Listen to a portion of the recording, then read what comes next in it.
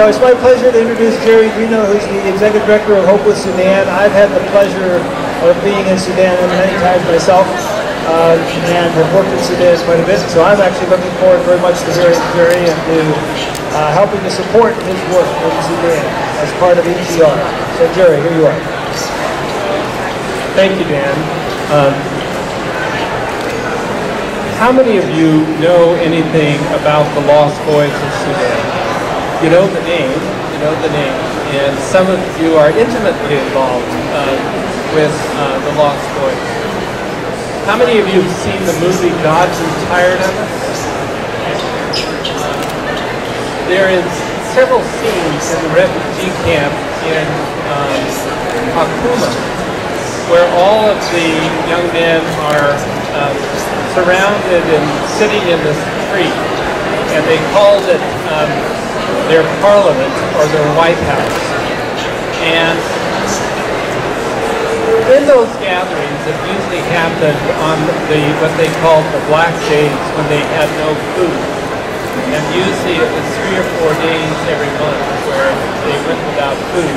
In order to distract them from their hunger, they would gather together and they would sing songs and they would recite poetry that they had been writing.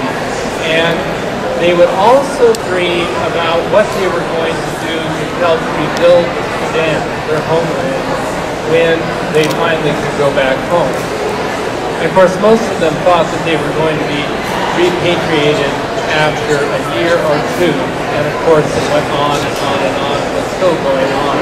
So most of them fled, and it's been 23 years and they have not necessarily gone back. But what they were doing in those days, those black days, in their parliament, was to begin to identify specifically the kinds of projects that they were going to undertake sometime in the future.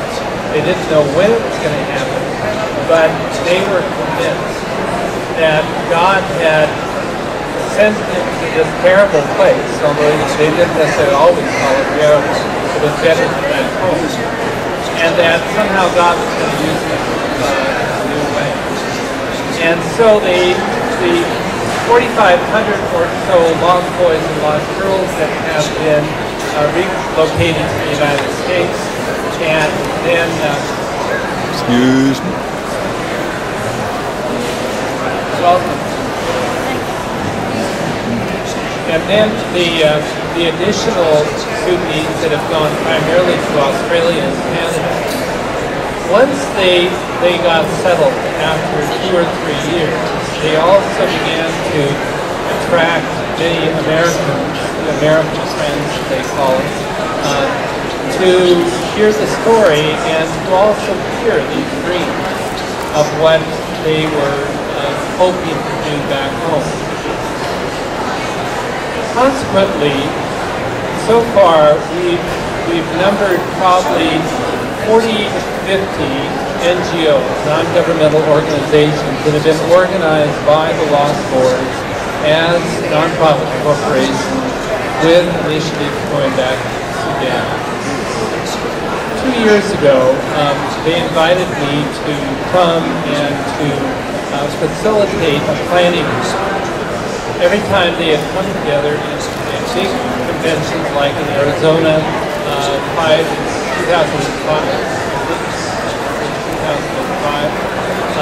they invited me to come to be chaplain, and basically they said, when it spins out of control, and we know it will spin out of control, what we want you to do is to come and pray for us. And I said, you want me to throw holy water on the fire, right? Well, it did spin out of control, and that was the first attempt to do some kind of coordinated effort. But the visionary leaders like John Dow, whose story is told that God grew tired of it, he and others have been pushing for the formation of an alliance because they realize that we cannot do alone what we really do together. We'll be much more effective in doing that. We're spending a lot of time and resource and energy replicating or putting in parallel practice what we need to be doing alone. So So 2 years ago, they invited me to come and facilitate a planning group with 24 of these NGOs. And for the first time, they were able to sit for 3 days, do a strategic plan, and say, this is where we want to go in terms of the alliance. And no one blew up, and no one moved out to walk away.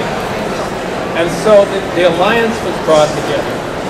They asked me to serve as chairman of the steering committee because I'm not Sudanese, and yet I am a part of Sudanese culture, and they knew that I wasn't going to favor one clan or one tribe.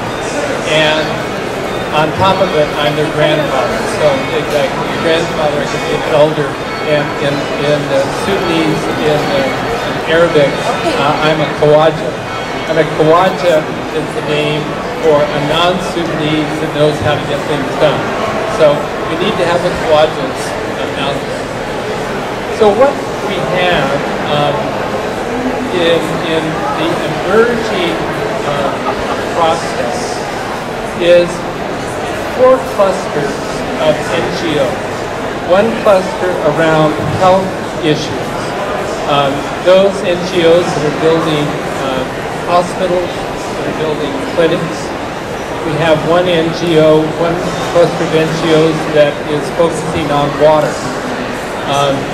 The waterborne diseases are just rampant in the whole population, and obviously is closely aligned with the health issues. And one of the NGOs called Water for Sudan has so far drilled I think 28 wells throughout southern Sudan. That means a population, I think, of close to 250,000 people are getting clean water. But more importantly, going to the Millennium Development Goals, it means that young girls who from the age of 4 and 5 are, by cultural tradition, the water bearers and the firewood bearers. Those girls would often spend 6 and 7 hours a day going to the source of the water, using rivers, and back to the villages. It means that those girls are now freed, if there is a school, to enter into school. Because the population, education population among girls is probably maybe 10% in comparison to boys. So the water projects and the medical projects have merged together in trying to use common resources for the development of certain areas. Then you bring in education, because all of the schools were destroyed in Sudan. There weren't that many. There were maybe 28 primary schools and 3 secondary schools. The British, when the British and Egyptians had the condominium until 1956, they favored the Arab North and provided the education resources, social resources there. Very few schools were developed, no roads were developed in the South. The racism that the colonial powers exerted had a very heavy mark on the South. But some incredible schools, like Malek Bible School, which was in the location where Christianity was first founded among the tribes of the Upper Nile. That was really the school that formed the liberators. It was their Jerusalem, it was their Canterbury, it was their Harvard.